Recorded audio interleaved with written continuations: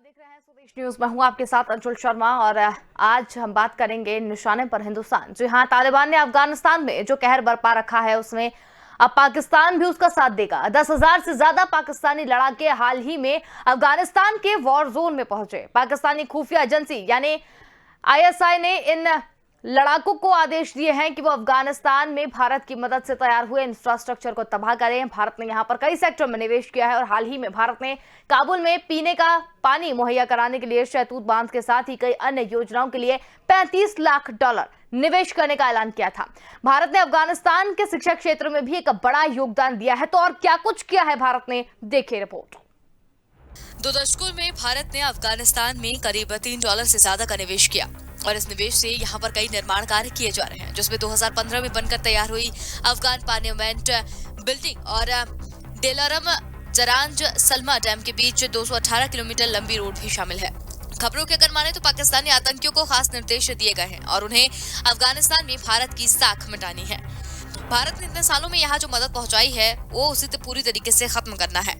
हालांकि ये पहली बार नहीं है कि पाकिस्तान अफगानिस्तान में भारत की संपत्ति को नुकसान पहुंचा रहा हो। कई साल पहले पाकिस्तान की मदद लेकर हक्कानी आतंकी समूह अफगानिस्तान में भारत के खिलाफ ये काम कर रहे हैं और कुछ दिन पहले ही अफगानिस्तान में तालिबानी कब्जे के बीच से करीब 52 राजनयिक और अधिकारियों ने अफगानिस्तान छोड़ दिया है।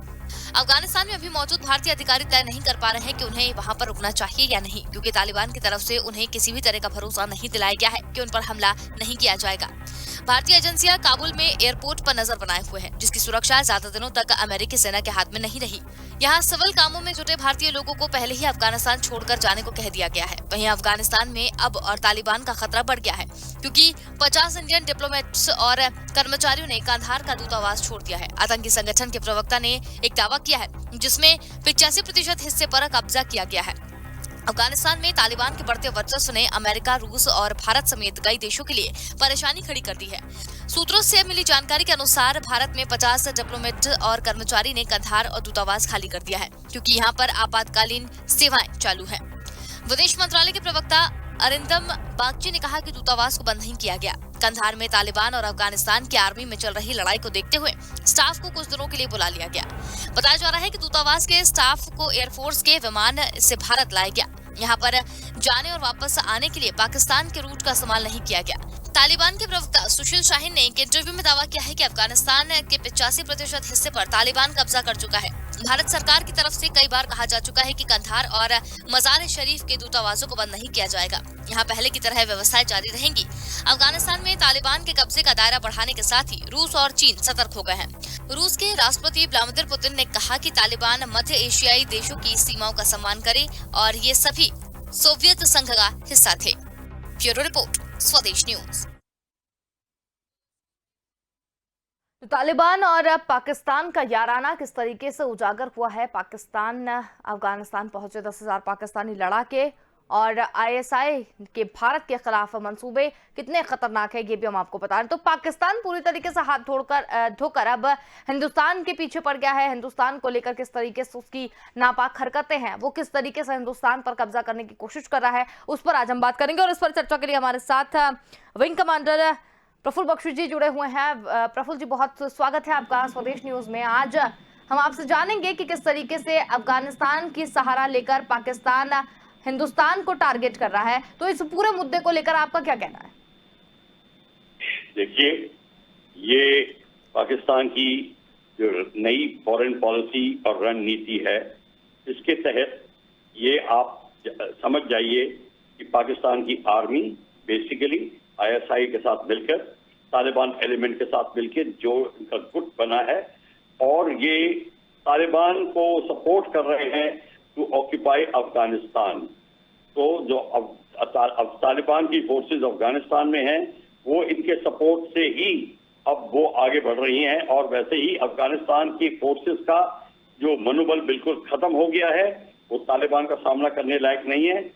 85% से ज्यादा जो भूमि है अफगानिस्तान की अब तालिबान के कब्जे में है और इसीलिए आप कह रही हैं कि रूस और रशिया और चाइना वरिड है, क्योंकि चाइना का सीपीईसी में इतना लगा हुआ है पैसा। भारत वरिड है कि हमारा $350 बिलियन लगा हुआ है। बांध वगैरह की बात आपने जब नैरेटिव में बताई वो सारी बिल्कुल ठीक है, तो हमारा इतना पैसा निवेश किया गया है। रशिया जो है इसलिए वरिड है कि अगर यहाँ पे तालिबान का हुकूमत आ गई और फिर अब वो देखना पड़ेगा कि वो तालिबान अमेरिका को सपोर्ट करता है, चाइना को सपोर्ट करता है। मतलब ये जो एरिया है जहाँ पे कि ग्रेट गेम स्टार्ट हुआ था आज से 250 साल पहले, ये अफगानिस्तान का ये जो एरिया है इसके ऊपर कब्जा करने के लिए ब्रिटिश ने जोर लगाया, रशिया ने ऑक्यूपाई किया। अब फिर से अमेरिका घुसा 20 साल के लिए, वो भी निकला और अब फिर जगह खाली हो गई है। तो ये अब जो देखने की बात है, इसलिए रशिया और चाइना दोनों वरिड है। रशिया है इसलिए वरिड कि उसका आधिपत्य नहीं जम पाएगा, चाइना इसलिए वरिड है कि उसने इतना पैसा निवेश किया है और उसके आगे के प्रोजेक्ट जो हैं वो इसी पे डिपेंड करते हैं कि ये जगह कितनी सेफ है। पाकिस्तान चाहता है कि अफगानिस्तान पे पूरा कब्जा हो जाए। इस समय बाजी पाकिस्तान के हाथ में है और वो तालिबान के साथ पूरा मिला हुआ है। अब इस यहाँ की बड़ी ध्यान बात देखने की है, अमेरिका क्या सोच रहा है। अमेरिका ने अभी खाली किया है पूरा का पूरा एरिया और अब अमेरिका जो अपना इंटरेस्ट दिखाएगा, मिलिट्री एक्शन लेगा पर एयरफोर्स के थ्रू लेगा। जो शुरू में 2001, 2002, 2003 में वो एरियल बॉम्बिंग करता था, वही बॉम्बिंग अब शुरू कर देगा। सेशल्स, डिगो गार्शिया और जो उन जगह से एरिया से या एयरक्राफ्ट कैरियर का इस्तेमाल करेगा, वह अपनी आर्मी को नहीं बीच में लगाएगा क्योंकि वो नहीं चाहता कि किसी तरीके से चाइना पूरी एरिया पे कब्जा कर ले। वो अमेरिका भी नहीं चाहेगा। अमेरिका चाइना का खिलाफत कर रहा है साउथ चाइना सी में। अगर यहाँ पे चाइना आगे बढ़ गया तब फिर अमेरिका को बहुत ज्यादा प्रॉब्लम आएगी। उसने इसीलिए यहाँ पे एक क्वाड का अरेंजमेंट किया है जिसमें पाकिस्तान, अमेरिका, अफगानिस्तान और उज्बेकिस्तान को लगाया है इस गठबंधन में। चाइना नहीं है उसमें, इसीलिए कि वो चाइना की खिलाफत के लिए उन्होंने ये काम किया है। पर इस सारी इक्वेशन में इंडिया कहाँ बैठता है, हमें ये देखना है। जो हमने फॉरेन पॉलिसी बनाई थी कि हम अच्छा रिलेशन कायम करेंगे तालिबान, उसके बाद अफगानिस्तान, बात जम नहीं रही है। अब ये भी बात आनी शुरू हो गई है कि क्या हम तालिबान के साथ में वार्तालाप करेंगे चल रही है, पर पाकिस्तान कोई चाल चलने नहीं देगा, टर्की कोई चाल चलने नहीं देगा। तो दोनों की जगह मतलब इस समय भारत की स्थिति यहाँ पे मजबूत नहीं है। हमारे लोगों को निकाला जाने की बात सोच रहे हैं, हमारे एयरफोर्स एयरक्राफ्ट प्रेजेंट को निकाला जाएगा या नहीं निकाला जाए। तालिबान ने अभी हाँ या ना नहीं भरी है कि क्या हम सेफ है कि नहीं है। तो ये सारी की सारी हमारी फॉरेन ऑफिस के लिए एक बहुत ही कष्टदायक स्थिति बन गई है। बिल्कुल विंग कमांडर सर, लेकिन जिस तरीके से बात की जा रही है कि भारत को टारगेट किया जा रहा है अफगानिस्तान पर पूरी तरीके से, अगर पाकिस्तान का कब्जा हो जाता है और उसके बाद में पाकिस्तान जो है वो एक मजबूत स्थिति में आ जाता है, तो भारत के लिए कितना खतरनाक साबित होगा ये? बिल्कुल खतरनाक साबित होगा, क्योंकि उस समय फिर चीन जो है पाकिस्तान के साथ जो मिला हुआ है, चीन पूरा फायदा उठाएगा उस एरिया का। चीन ऑलरेडी चाहता है कि वो इस एरिया से घुस के अफगानिस्तान के बाद सीआर रिपब्लिक में अपना वन बॉर्डर वन रोड जो है, वो जो स्कीम उसकी बनी हुई है, उस स्कीम को आगे ले जाए। तो चीन अपने और फिर चीन को जो है किसी तरीके से सोच रहा है कि जो नया क्वाड बनने वाला है उसको अगर निगेट करना है तो इस जगह पे आना बहुत जरूरी है। तो ये इन सब चीजों को मद्देनजर रखते हुए अब ये दिख रहा है कि अब इंडिया को क्या स्टेप उठाना है। इस समय इंडिया को अमेरिका से पूछना है, अमेरिका के साथ तालमेल बनाना है कि तुम्हारी क्या नीति रहेगी, क्या तुम हमें मदद करोगे, क्योंकि अमेरिका को बेसिस चाहिए और पाकिस्तान बेस देगा और फिर उसके बाद अफगानिस्तान के बेस अमेरिका के पास आ जाएंगे और अमेरिका के पास जब ये सारे बेस आ जाएंगे फिर अमेरिका नहीं छोड़ेगा और रशिया की प्रॉब्लम शुरू हो जाएगी। तो ये सारा जो है ये बहुत लंबी एक इक्वेशन के अंदर इक्वेशन घुसी हुई है। यही जो है बहुत हमारे को एक बड़ी कठिन स्थिति में डाल रही है। बिल्कुल विंग कमांडर सर, अगर देखा जाए तो तालिबान और पाकिस्तान की जो दोस्ती है वो जो है उजागर यहाँ पर होती हुई दिखाई दे रही है। इसके साथ ही अफगानिस्तान की अगर बात करो तो वहां भी 10,000 पाकिस्तानी लड़ाके पहुंच चुके हैं। तो इसके बाद क्या स्थिति बनती हुई दिखाई दे रही है? देखिए 10,000 लड़ाके जो पहुंचे हैं वो पाकिस्तान तालिबान को मदद दे रहा है और ये बिल्कुल अप्रूवल है दोनों साइड का कि जितने भारत ने प्रोजेक्ट बनाए हैं उनको हम तोड़ें और डिस्ट्रॉय करें, ताकि भारत का निवेश बिल्कुल खत्म हो जाए, सारे कनेक्शंस खत्म हो जाएं। ये नहीं चाहता। ये पाकिस्तान ने इसीलिए अपने 10,000 जो लड़ाके भेजे हैं, वो 10,000 लड़ाकों का काम यही है अफगान की तालिबान की मदद करे।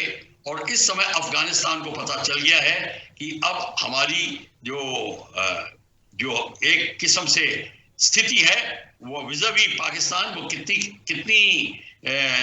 जिसको कहते हैं कठिनाईपूर्ण है। और अब अफगानिस्तान की आंखें खुल गई हैं कि पाकिस्तान हमारे बारे में क्या सोचता है, हमारे भले के लिए सोचता है कि नहीं। ये प्रॉब्लम अब आ गई है। बिल्कुल।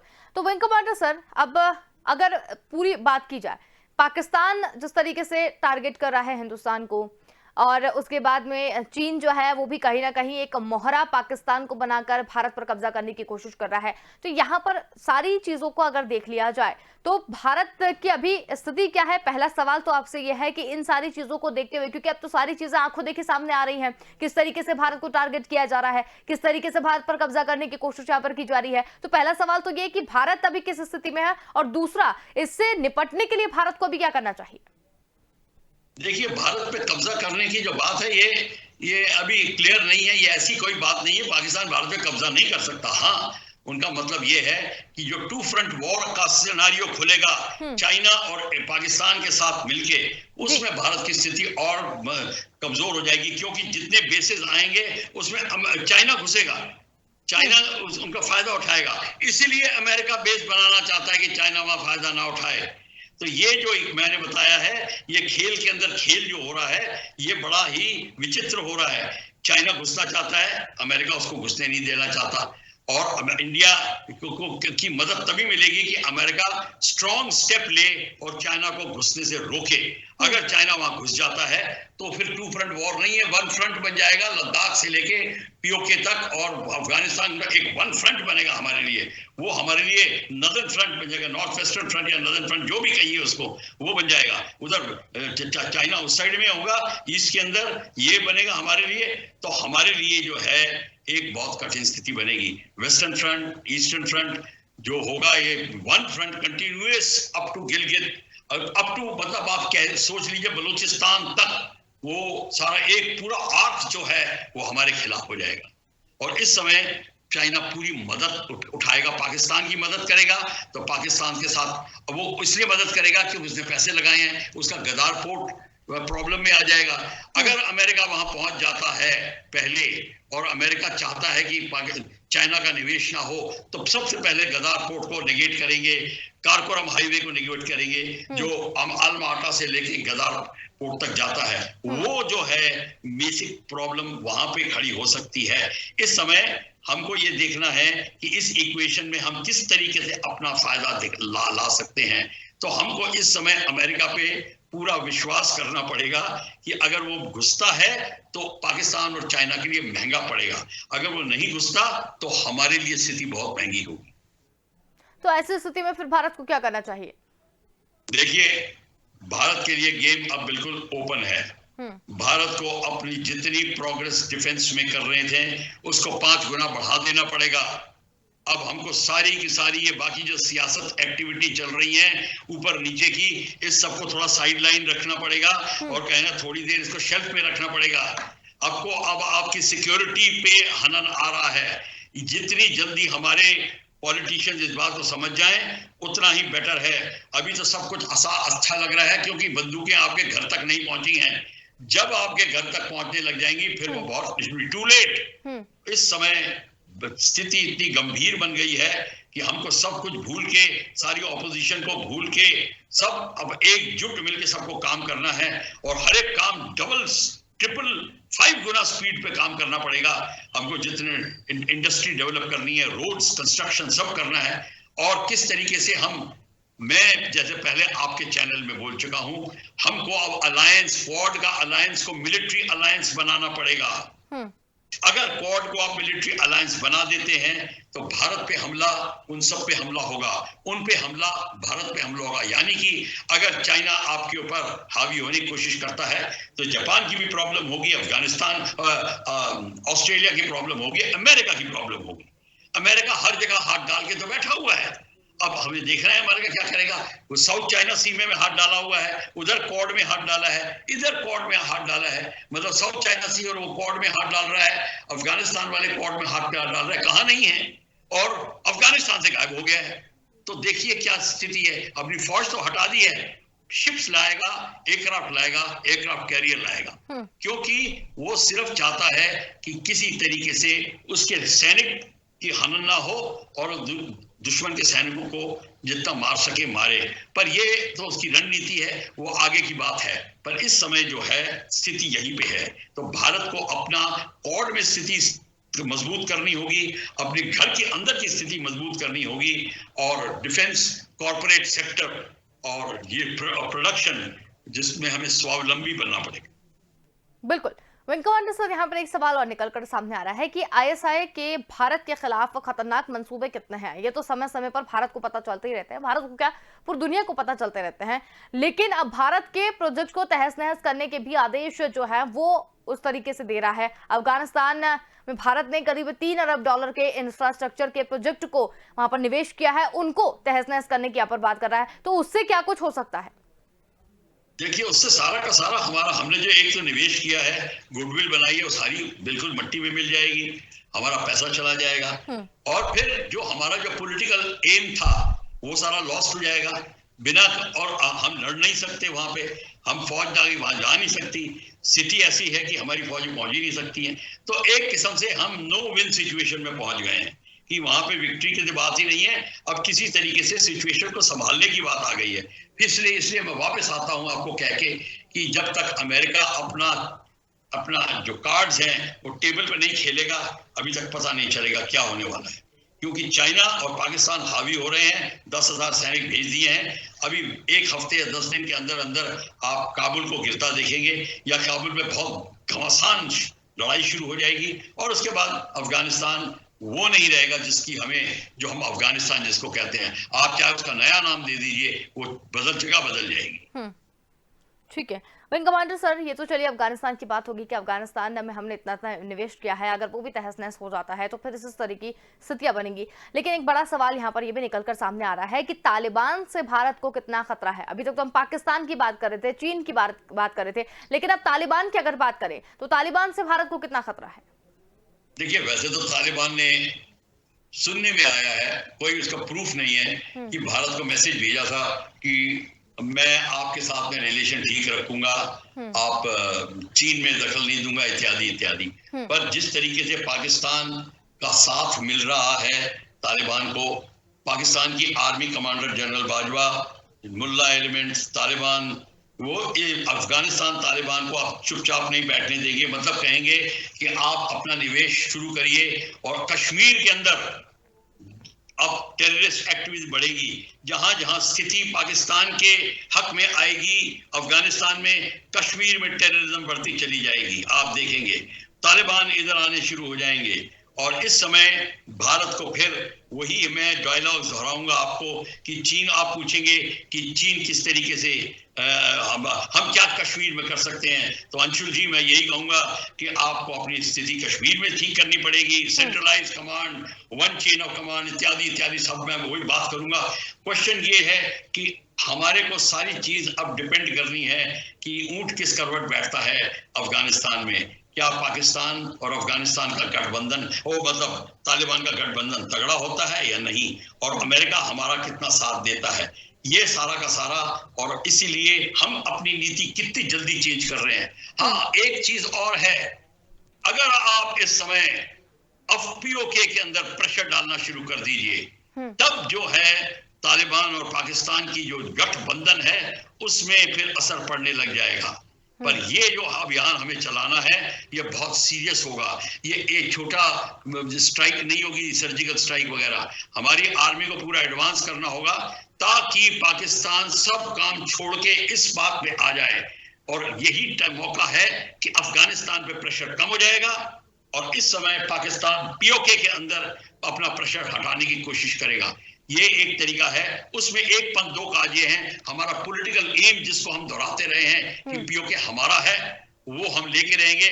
आप लेना शुरू कर देंगे, आपकी स्थिति तब तगड़ी हो जाएगी गवर्नमेंट की, लोगों को गवर्नमेंट पे और विश्वास शुरू हो जाएगा, ऑपोजिशन का मुंह बंद हो जाएगा, और उस समय अफगानिस्तान में जो घुस रहे तालिबान है उनको भी पता चल जाएगा कि ये अब भारत की स्थिति मजबूत हो गई है, और इस समय अमेरिका हमारा साथ देगा, क्योंकि इस समय सारी स्थिति उसके अनुरूप होती है, उसके मतलब उसके फेवर में आती है। तो ये स्थिति बड़ी अच्छी होगी मेरे रीडिंग के हिसाब से, अगर हम प्रेशर पीओके में डालना शुरू करते हैं। बिल्कुल। तो विंग कमांडर सर, यहाँ पर एक बात और निकलकर सामने आई है कि अफगानिस्तान को छोड़ने का सिलसिला जो है, आपने कुछ देर पहले आपने भी जिक्र किया कि वहां के लोगों को अब जाने के लिए मजबूर किया जा रहा है, तो वहां पर अभी ऐसी खबर भी आ रही है कि 52 राजनयिक और अधिकारियों ने अफगानिस्तान को छोड़ दिया है। तो अफगानिस्तान छोड़ा जा रहा है, उसके बाद में स्थिति कैसी क्या रहेगी आने वाले समय में? देखिए, जब राजनीतिक अधिकारी छोड़ के जा रहे हैं, उनकी फौजें भाग के उज़्बेकिस्तान में घुस रही हैं, तो क्या रह गया है? तो समय की बात है, हफ्ता 2 हफ्ता 10 दिन की बात है। अब ये देखना होगा, और अमेरिका किस तरीके से इंटरवीन करता है ये देखना होगा। हाँ, इस समय रशिया अगर कोई ऐसा स्टेप उठाता है कि उसमें पाकिस्तान की फौज और तालिबान की फौज आगे बढ़ने से रुक जाती हैं, माइंड यू, रशिया कर सकता है और उसकी हैसियत है, पर क्या वो करेगा? अगर वो करता है उस समय अमेरिका कुछ नहीं कह पाएगा, क्योंकि उस समय अगर अमेरिका इंटरवीन करता है तो डायरेक्टली अमेरिका रशिया की लड़ाई हो जाएगी, वो अमेरिका नहीं करेगा। और इसीलिए या दूसरा इक्वेशन ये बैठती है कि अगर रशिया इंटरवीन करता है मिलिटरीली फुल, जैसे पहले किया था उसने, फिर देखिए अफगानिस्तान की जान में जान आएगी, और फिर रशिया अफगानिस्तान को कहेगा मैं तुम्हारी जान बचाता हूं, तुम मेरा गेम खेलो, और अफगानिस्तान के पास मरता क्या ना करता कोई चारा नहीं रह जाएगा, वो रशिया की गेम खेलेगा। और एक टाइम रशिया की गेम खेल रहा था, तो उसमें कोई बड़ी बात नहीं है। मतलब किस तरीके से स्थिति बदलती है वो आपको देखने से पता चलेगा। पर ये एक कोई टेलर मेड स्थिति नहीं है, फॉर्मूला नहीं है कि 2 और 2 4 ही होंगे, यहाँ ऐसा कुछ नहीं होता। यहाँ के कब स्थिति बदलती है, रशिया कब बदलता है, चाइना इससे ज्यादा कुछ नहीं कर सकता, टर्की कुछ नहीं कर सकता, इससे ज्यादा गेम कर सकता है तो रशिया या अमेरिका। अब ये देखना पड़ेगा कौन पहल करता है। बिल्कुल, बहुत ही अच्छी जानकारी आपने यहाँ पर दी, लेकिन एक सवाल निकलकर और सामने आ रहा है विंग कमांडर सर कि जिस तरीके से पाकिस्तान भारत को टारगेट कर रहा है और इस तरीके की जो चीजें यहाँ पर बन रही हैं, ऐसी चीजें जो है वो पहले भी बन चुकी हैं, ये पहली बार ऐसा नहीं हो रहा है। और पाकिस्तान अफगान में भारत की संपत्ति को नुकसान पहुंचा रहा हो, कई साल पहले से पाकिस्तान की मदद लेकर हक्कानी आतंकी समूह अफगानिस्तान में भारत के खिलाफ काम कर रहे हैं, तो इसके लिए भी भारत ने कुछ एक्शन क्यों नहीं लिया? क्योंकि ये भी निकल कर आया है, अभी रिसर्च जितनी की गई है कि इस तरीके की चीजें पहले भी हो रही हैं। देखिए, चीज हो रही है, पर इस समय भारत क्या कर सकता है जी? आपको स्थिति पूरी ये है, अब फौजी कार्रवाई हो नहीं सकती है, डिप्लोमेटिक कार्रवाई हो सकती है। बिल्कुल। अब डिप्लोमेसी में अब देखिए, कहा हमने अफगानिस्तान के साथ में हमारी डिप्लोमेसी थी, पर तालिबान के साथ नहीं थी। बिल्कुल। तालिबान और अफगानिस्तान दुश्मन है, तो इस समय हम अगर अफगानिस्तान का साथ भी देते हैं, तो अगर तक मिलिट्री साथ नहीं दिया तो कोई साथ नहीं। अभी पैसा नहीं बचा सकता अफगानिस्तान को फौजी इंटरवेंशन ही बचा सकती है, या फौजी इंटरवेंशन होगी रशिया से या होगी अमेरिका से। अमेरिका निकल गया है, अमेरिका बचा सकता था अफगानिस्तान को, वो देखते देखते निकल गया, काबुल के तरफ बढ़ रहे हैं और अमेरिका खाली कर रहा है। ये स्थिति जो है इतनी विचित्र है कि ऐसी स्थिति देखने को नहीं मिली। चाहे वियतनाम में भी ऐसे बेआबरू होकर नहीं निकला जैसे कि अब निकल रहा है। तो अब इस बात को देखना होगा कि रशिया क्या चाल चलता है और अमेरिका क्या चाल चलता है। हम मिलिटरीली इंटरवीन नहीं कर सकते, हम पीओके में कर सकते हैं ताकि सारा प्रेशर इधर चला जाए, ये जरूर हम कर सकते हैं। और उस समय चाइना भी रुक जाएगा, क्योंकि चाइना को पता है कि अब मामला हमारे लद्दाख में प्रेशर डाल देगा चाइना, जरूर डालेगा। हमने यहाँ पे पीओके में डाला, रशिया चाइना ने वहां नहीं छोड़ना, वो भी करेगा। ये हमें झेलना पड़ेगा। इसके लिए मैं वापस क्वाड में आता हूँ आपके पास। हमको क्वाड को अगर मिलिटराइजेशन कर दी होती तो हमारे पास इक्वेशन क्लियर होती। मिलिटराइजेशन ऑफ क्वाड का मैं दोबारा दोहराता हूं, हम पर हमला है तो उन सब मेंबर्स पे हमला है, उन पर हमला है तो हम पर हमला है। ये चीज जो है ये बहुत जरूरी है। भारत को अपनी पुरानी थिंकिंग प्रोसेस से निकलना पड़ेगा कि हम नॉन अलाइन हैं, शांति प्रिय हैं, लड़ते नहीं हैं। ये सारी की सारी जो बातें हैं ना किताबी निबंध में निकलने वाली, ये सब को भूलना पड़ेगा हमें। और हमको अब वो भारत को लाना पड़ेगा जो चाणक्य ने, चंद्रगुप्त मौर्य ने, कनिष्क ने सोचा था। वो भारत की जरूरत है। बिल्कुल, इस तो पूरे मुद्दे पर बहुत ही अच्छी तरीके से आपने समझाया है और जितनी भी चर्चा निकलकर सामने आई है बहुत अच्छे तरीके से आपने यहाँ पर समझाया है। तो बहुत धन्यवाद आपका हमारे साथ यहाँ पर जुड़ने के लिए और तमाम चर्चा में शामिल होने के लिए। तो आपको बता दें कि तालिबान ने अफगानिस्तान में जो कहर बरपा रखा था उसमें अब पाकिस्तान भी उसका साथ देगा। 10,000 से ज्यादा पाकिस्तानी लड़ाके हाल ही में अफगानिस्तान के वॉर जोन में पहुंच चुके हैं। तो आपको बता दें कि पाकिस्तानी खुफिया एजेंसी आईएसआई ने इन लड़ाकों के आदेश दिए हैं कि वो अफगानिस्तान में भारत की मदद से तैयार हुए इंफ्रास्ट्रक्चर को तबाह करें।